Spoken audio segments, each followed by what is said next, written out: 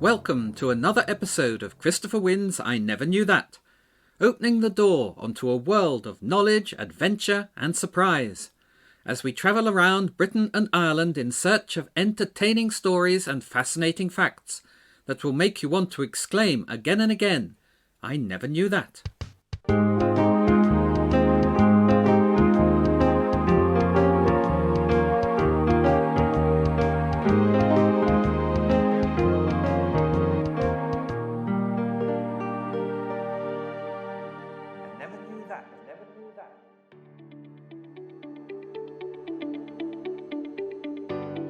I'm Christopher Winn, author of the I Never Knew That book series about the countries and peoples of Britain and Ireland, and I will be your guide as we travel around the regions of England, Scotland, Wales and Ireland, meeting friends along the way and learning about the people and places that make these beautiful islands the most magical place on earth.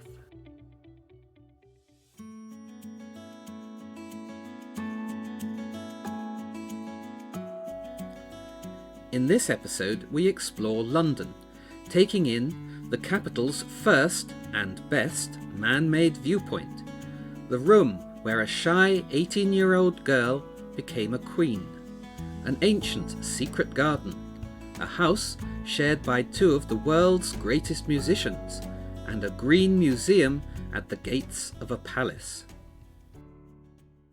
Stop 1. The Monument. Quite the best view to be had of London is from the viewing platform at the top of the monument, which was built in 1677 by Christopher Wren and the scientist Robert Hooke to commemorate the Great Fire of London. Situated right in the heart of the city at the north end of London Bridge, the monument was London's earliest observation deck.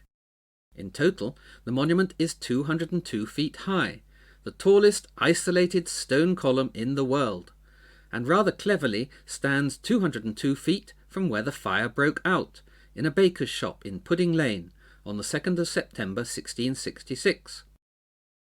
Wren wanted to crown it with a statue of Charles II, but the king quite rightly demurred, saying, "I really don't want people to think it was me who started the fire." So a gilt bronze flaming urn was put there instead.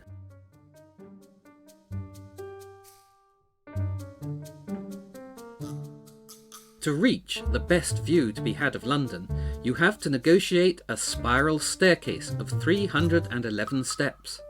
Now, if you are one of those eccentric characters who scale the north face of the Eiger in 20 minutes, dressed in just a baseball cap and gym shoes, the monument might not present much of a challenge, but ordinary folk such as me find it quite taxing. Some people puff. Others wheeze. I myself have been known to show signs of roaring as I approached the summit. In fact, such is the exacting nature of the climb that they give you a certificate if you make it to the top. Not to boast, but I have several of them.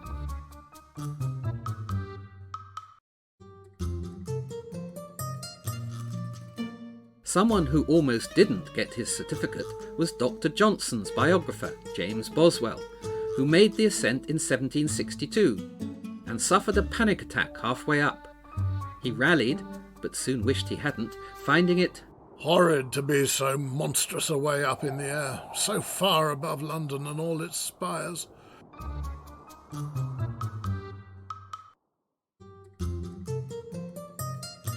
Before we condemn the poor man for being so weak-kneed, it's worth remembering that the floor of the platform is narrow, and in those days there was no barrier between Boswell and the drop.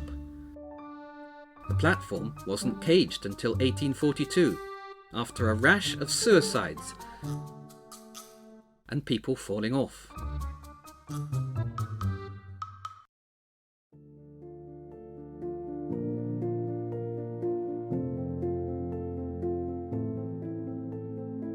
Anyway, the reason I love the view from the monument above all others is that although you can see all of London and its icons, St Paul's Cathedral, the Shard, the Tower, Tower Bridge, the silvery Thames snaking away towards the east, you are not so much looking down on London from on high, but at London from within. You are a sort of interactive part of London. When it was built, the monument, by nature of being the first, was London's highest viewpoint, towering above what was left of the city, 4/5 of which had been levelled by the Great Fire. But for more than 300 years since then, modern London has been sprouting up around the monument like foliage. Boswell's godly spires are slowly being suffocated and outgrown by a rapacious knotweed of glass and steel monuments to money that reach ever higher and higher like beanstalks, striving for the light, God and mammon in constant conflict. Standing at the top of the monument, you can almost see the towers growing up around you, and the enveloping spectacle becomes all the more breathtaking when you imagine all those Stuart and Georgian and Victorian sightseers who must have stood on this very platform over the years, admiring this peerless view of the greatest city in the world.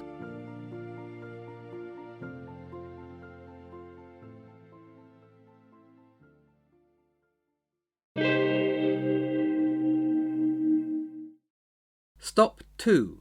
The Red Saloon, Kensington Palace.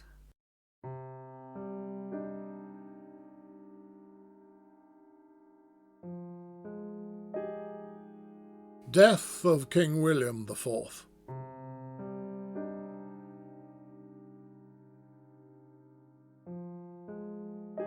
It is with the greatest regret we have to announce that His Majesty expired this day, June the 20th, 1837, at Windsor. The Archbishop of Canterbury and the Marquis Cunningham arrived at Kensington Palace this morning and communicated to Her Majesty the Queen and the Duchess of Kent the melancholy intelligence of the decease of His Majesty, King William IV.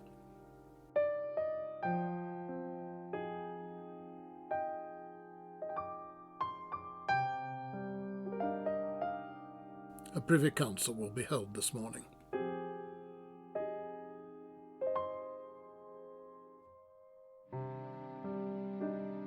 This is the sad news that greets you at the top of the stone stairway flanking what was originally the entrance hall to Kensington Palace.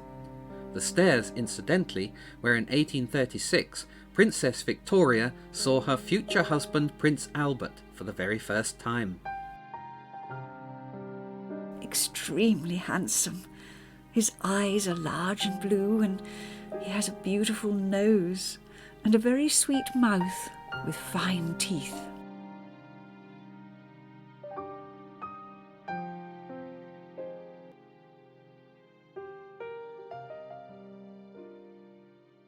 The notice declaring the death of William IV hangs on the wall beside a pair of double doors that lead into a small pillared chamber with a deep red carpet and olive pink walls.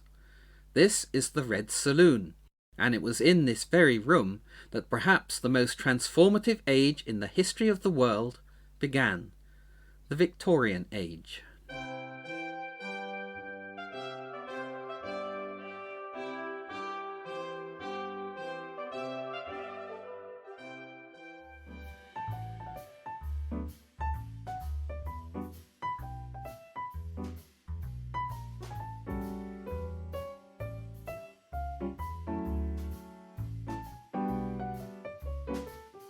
Kensington Palace is one of the more recent additions to the list of top places to visit in London.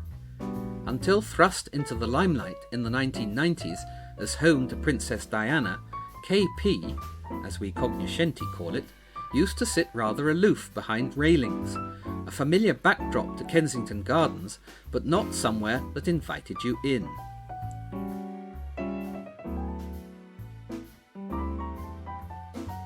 Referring to the palace's role as a depository for minor royals, Edward VIII called it the Ant Heap, and that about summed it up.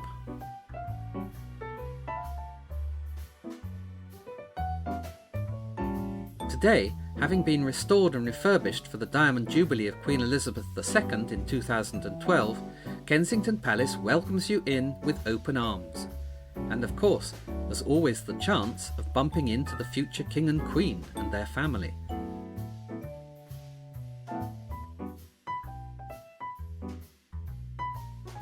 Kensington's role in royal affairs began in 1689, when William III bought what was then a small villa called Nottingham House as a country retreat, away from the smog and pollution of the palace at Whitehall. For its convenience and healthful situation, as he put it.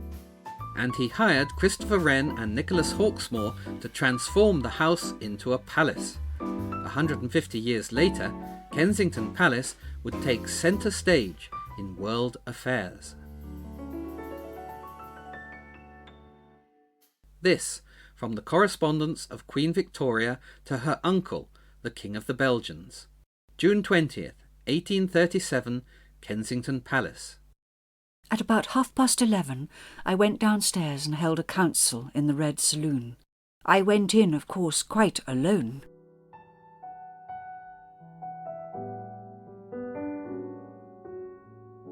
Today, the Red Saloon at Kensington Palace, where Queen Victoria held her first Privy Council, is decorated and furnished as nearly as possible to how it was on that day, with the same table and chairs at which Victoria and senior council members sat. Various items from the occasion are on display, such as the black dress Victoria wore. She was, of course, in mourning for her uncle, William IV, which has faded to a light brown.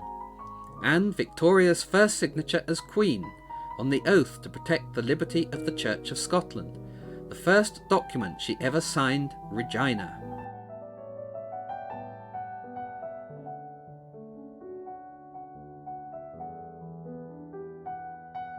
Hanging on the wall is a remarkable picture of that first Privy Council by the Scottish painter Sir David Wilkie, who named it, with admirable Scottish directness, the First Council of Queen Victoria. Victoria is pictured sitting in the chair of state at the head of the table. The chair is perched on a raised dais, and there is a footstool beside the Queen upon which all the members of the Privy Council would have knelt to swear the loyal oath and kiss her hand. The Privy Council are grouped around her, with Lord Melbourne, the Prime Minister, standing on her left, the Duke of Wellington ramrod upright in front of a pillar, her uncles, the Dukes of Cumberland and Sussex, seated on either side of the table. Wilkie used a bit of artistic license and portrayed the Queen in white, so as to distinguish her from the all-male company, and to emphasise her innocence and purity. She was the only female present. She was 18 years old, and she had never been alone, or without someone to speak for her, in her life. And now she sat before a room full of intimidating, self-important men who were watching her every move and expression for signs of nervousness or doubt. Their country, their careers, their empire, all were riding on this wee slip of a girl. But, as the Duke of Wellington said, "We need not have been afraid. She was born to rule." Victoria rose to the occasion with aplomb. I was amazed, remarked Sir Robert Peel. "She is as modest as a child. She is firm and self-possessed, and she understands her position perfectly." Lord Melbourne apparently was far more nervous than the Queen, his hand shaking as he presented her with the speech.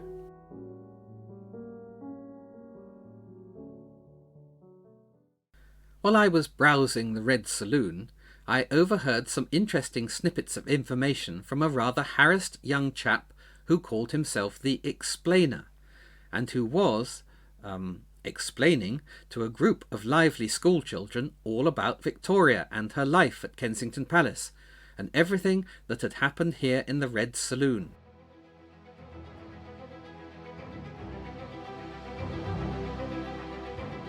How the Archbishop of Canterbury and the Lord Chamberlain arrived in the early hours of the morning of June 20th, 1837, to tell Victoria that her uncle had died and that she was now Queen. How they had to bang and pound on the palace gate to get the attention of a bleary-eyed porter, who eventually let them through to the courtyard at the bottom of the stone steps outside the Red Saloon. how the princess's attendant at first refused to let them disturb Victoria. "We have come on business of state to the Queen, and even her sleep must give way to that." How Victoria came into the room, unaccompanied by her mother for virtually the first time in her life, and how the two men knelt before their new queen and kissed her hand.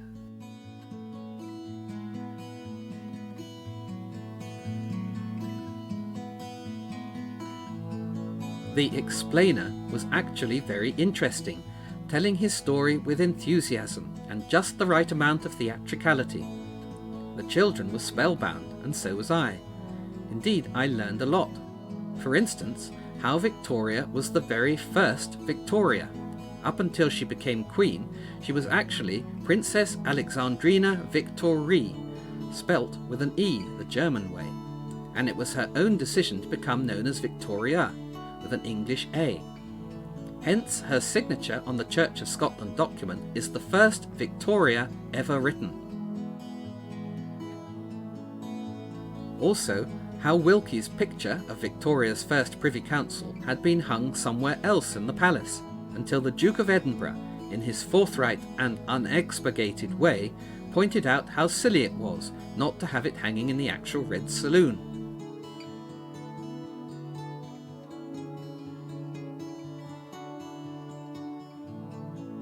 And my favourite story. Apparently, the doors leading back into the palace from the Red Saloon had at the time been made of glass, and when Victoria left the room after that first Privy Council, she was seen to give a little girlish skip of joy. Yes. She was queen.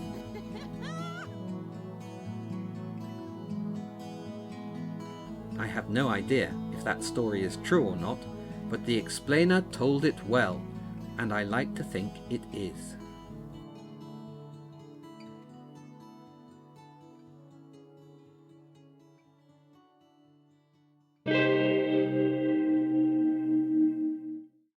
Stop 3. College Garden, Westminster Abbey.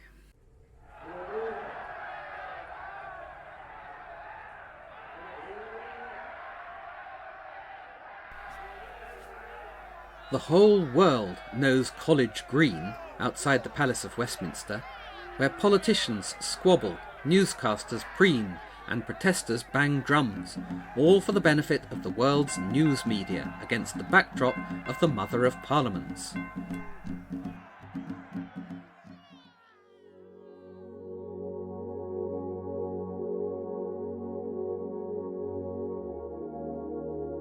Almost no one knows College Garden, right next door to College Green inside the precincts of Westminster Abbey. Two worlds separated by 500 years and an ancient stone wall of 1376. College Garden, in sharp contradistinction to the bedlam that is College Green, is a quiet patch of nature, a secret haven of peace, and the oldest continuously cultivated garden in Britain.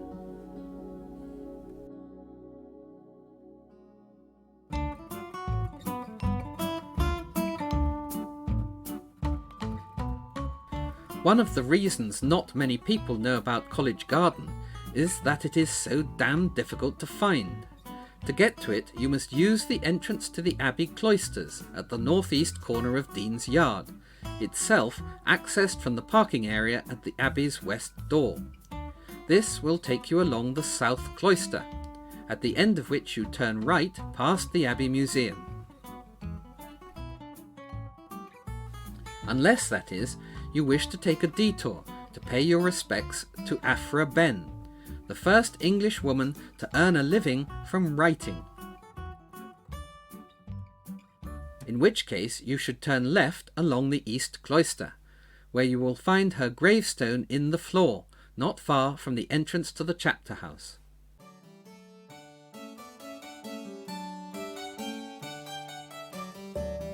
Aphra Behn was a poet, playwright and novelist at the court of Charles II in the 17th century. As a spirited young woman, she was sent to Antwerp to spy for the king during the Anglo-Dutch trade war, but was never paid and got into debt, so in her own words was forced to write for bread and not ashamed to own it.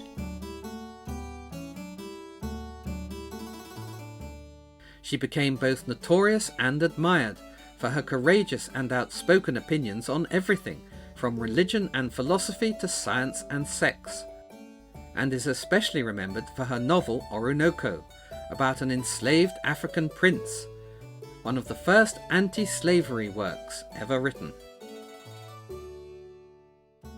All women together ought to let flowers fall upon the grave of Aphra Ben, for it was she who earned them the right to speak their minds.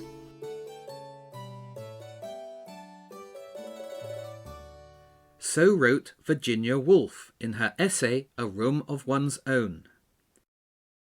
But back to our quest to find College Garden.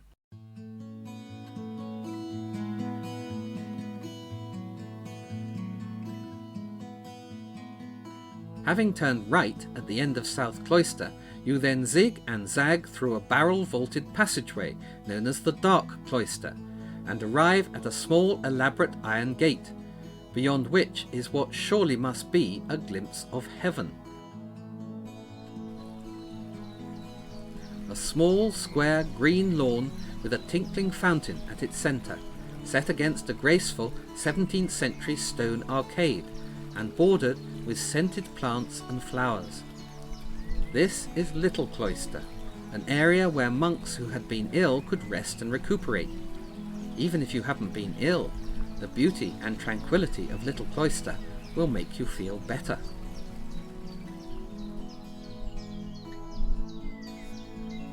If you can tear yourself away, move around the Little Cloister and you will come finally to College Garden, which has been cultivated for almost 1,000 years. This was where food and herbs for the abbey monks were grown. There was an orchard, a vegetable patch, beehives and fish ponds, and even a flower garden.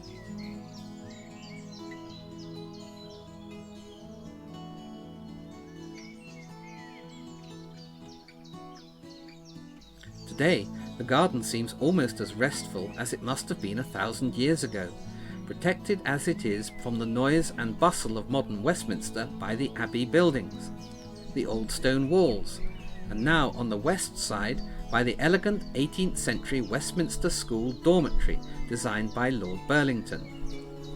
There is a rose garden, a fountain, a herbarium, a huge fig tree, and in the middle of the garden, 2 large London plane trees planted in 1850. Lying on the grass in College Garden, listening to a summer concert amongst the flowers and trees and scents of this haunt of ancient peace in the heart of London is balm for the very soul.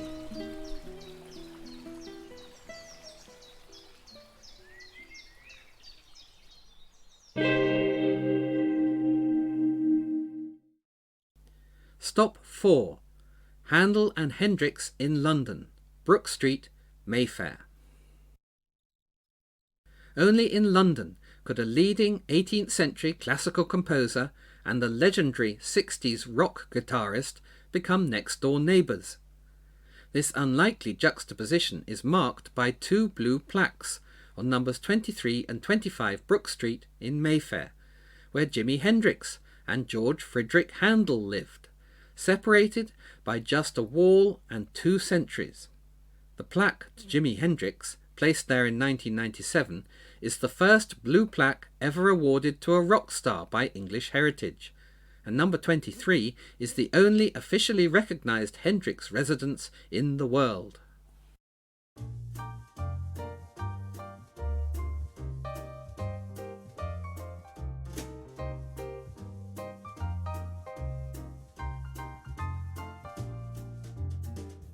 As well as Handel and Hendrix, Brook Street can boast a number of distinguished residents. At number 69 is the Savile Club, gentlemen's club of choice for writers and composers, which occupies 2 houses decorated in elaborate 18th century French style by Walter Burns, brother-in-law to the banker J.P. Morgan. While further east is Claridge's Hotel, established in 1856 by butler William Claridge.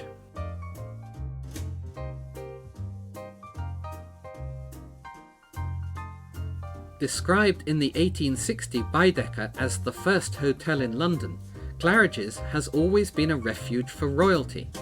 The kings of Greece, Norway and Yugoslavia stayed there for the duration of the Second World War. And also a refuge for Hollywood royalty, with the likes of Cary Grant, Katharine Hepburn, Audrey Hepburn, Yul Brynner and Bing Crosby, all calling it their London home. Indeed, Spencer Tracy once said that when he died, he would rather go to Claridge's than heaven.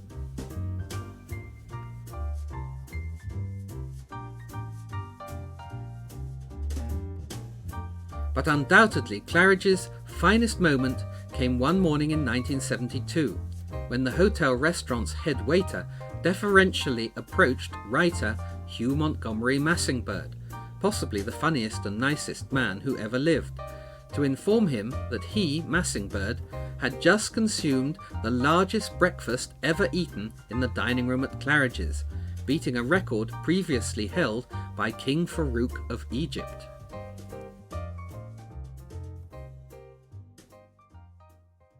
However, I digress. We are here to see Handel and Hendrix in London, a pair of early Georgian terraced houses that were home for two very remarkable musicians.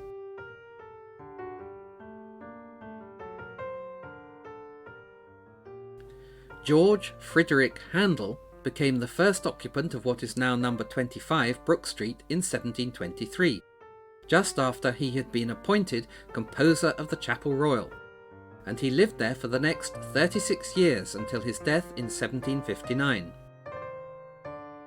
Here he wrote, rehearsed and performed some of his most celebrated works, including the majestic Zadok the Priest, composed for the coronation of George II in 1727, and sung at every coronation since. And also Messiah, perhaps his greatest masterpiece, written in a little over 3 weeks in his little composition chamber on the first floor at the back of the house. The tradition of standing during the Hallelujah chorus from Messiah apparently began when George II stood to show his appreciation at the London premiere in 1743, although this delightful theory has rather disappointingly been debunked by serious-minded experts. Handel's house has been restored to resemble how it might have been when Handel lived there, with sparse Georgian furniture and bare, creaking, grey-painted wooden floors and walls. On display are examples of his correspondence, original manuscripts, paintings, sculptures, early editions of operas and oratorios, and a reproduction of an 18th century harpsichord, such as Handel may have composed on. To wander through this modest Georgian townhouse, through the rooms where Handel wrote and rehearsed and entertained, even the bedroom on the second floor where he died, and to think of the glorious music that was created in those rooms is a most exhilarating experience. And even more uplifting is to attend a recital of Handel's work in the large room on the first floor where Handel himself performed. Bliss. And now for something completely different.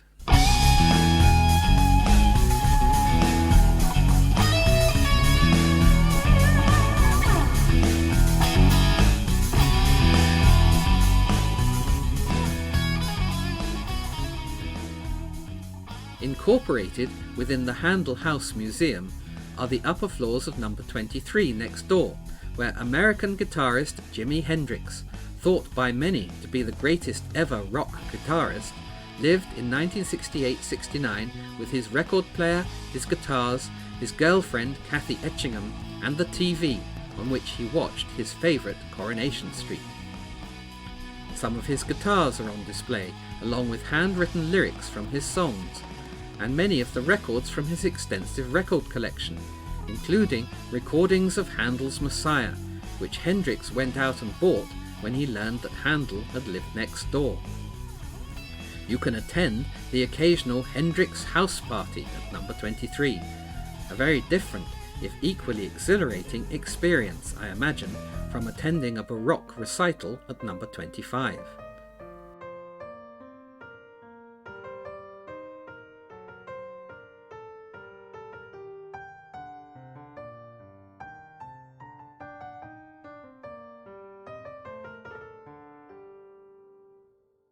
only in London. Stop 5. Garden Museum, St Mary's, Lambeth. Another of London's secret gardens also lies within sight of the Houses of Parliament, this time across the River Thames in Lambeth. At the east end of Lambeth Bridge stands Lambeth Palace, London home of the Archbishops of Canterbury since the 12th century.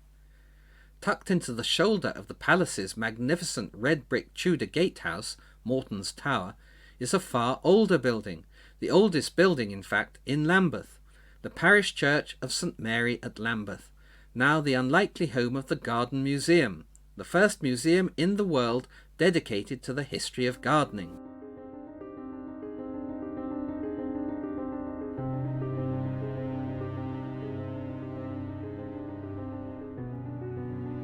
St Mary was built on the site of a wooden Saxon church, and although most of the body of the church was rebuilt in Victorian times, the tall 14th century tower remains. During a violent storm in 1688, James II's Catholic wife, Mary of Modena, disguised as a washerwoman and carrying her infant son James, who would grow up to be the Old Pretender, landed here from the horse ferry that plied the Thames between Lambeth and Westminster. She was fleeing for her life from the Protestant forces of William of Orange, and took shelter in the dark corner between the church tower and the palace gatehouse, as she waited for a carriage to take her to Gravesend, and on to France. The dark corner still exists, unchanged, and when the wind blows, passers-by have been known to hear a baby crying in the shadows.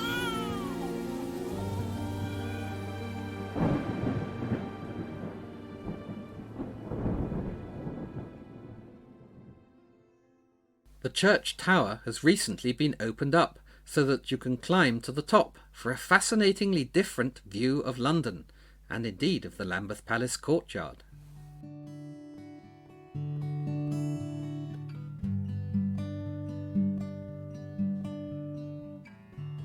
Anyway, because of falling congregations, St Mary was deconsecrated in the 1970s and was scheduled for demolition, despite being the burial place of 6 archbishops, Anne Boleyn's mother, and a Duke of Norfolk. But it was given a stay of execution after a visit by John and Rosemary Nicholson, who were in search of the tomb of the Tredescants, father and son. John Tredescant the Elder, born in Suffolk around 1570, was one of England's first gardeners and naturalists. He travelled the world searching for new plants and trees for his various employers, the Earl of Salisbury at Hatfield House, the villainous George Villiers, Duke of Buckingham, and eventually Charles I, as keeper of His Majesty's Gardens, Vines and Silkworms at Oatlands Palace in Surrey. On his travels, Tredescant Sr. assembled a vast collection of plants, seeds and curiosities, which, along with specimens brought back from America by his friend John Smith, the Jamestown colonist who was rescued by Pocahontas, he put on display for anyone to see at his house in Lambeth, which was called the Ark, and the Ark became the first such collection in England to be made accessible to the public.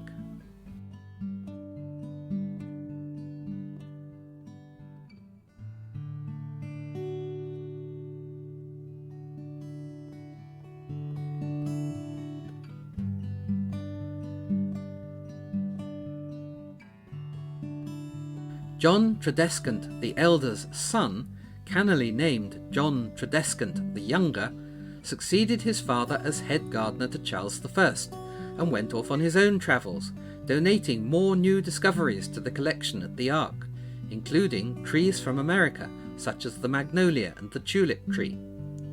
He is also believed to have grown the first pineapple in Britain, hence the pineapples on top of the columns on Lambeth Bridge.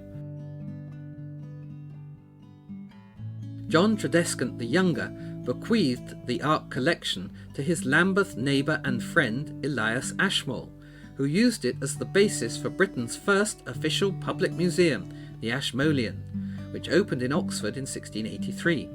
Elias Ashmole is also buried in St Mary at Lambeth.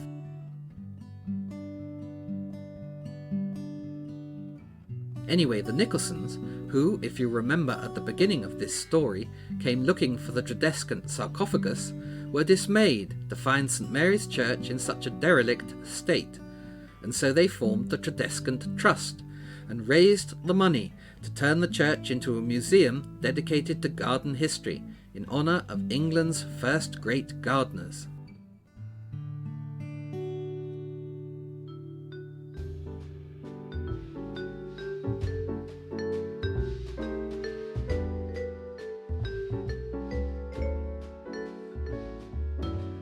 The museum, naturally, traces the history and evolution of gardening and has on display historic garden tools and artefacts, as well as items from Tredescant's Ark, on loan from the Ashmolean.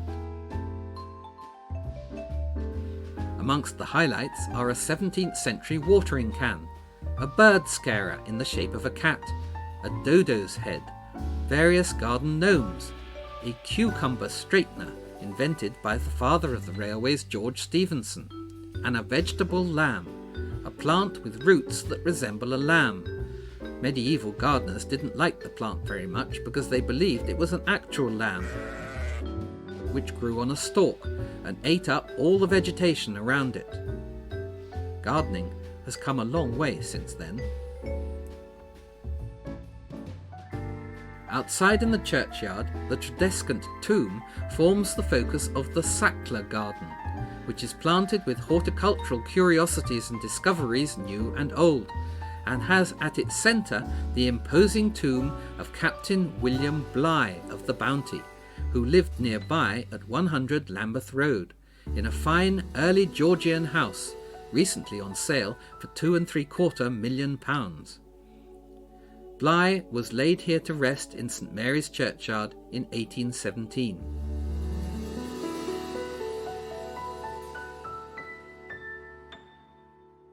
Just one more example of the secret London that lies around every corner of the greatest city in the world.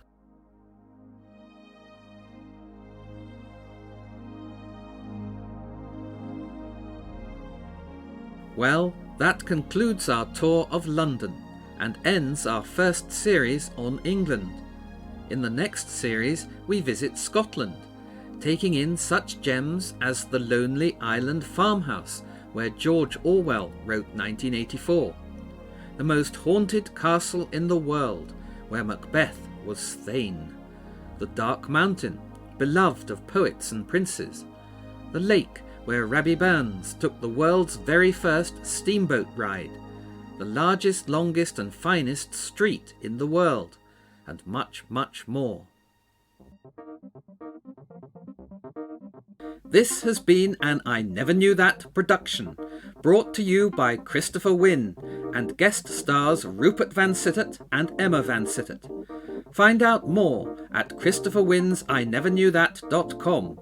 and check out the I Never Knew That books, available online and at all good bookshops. My thanks to Rupert and Emma, to my executive producer, Jeremy Conrad, and to you for listening. If you have enjoyed this podcast, please rate and review, and join me again next time to discover more tales that will make you want to exclaim, again and again, I never knew that.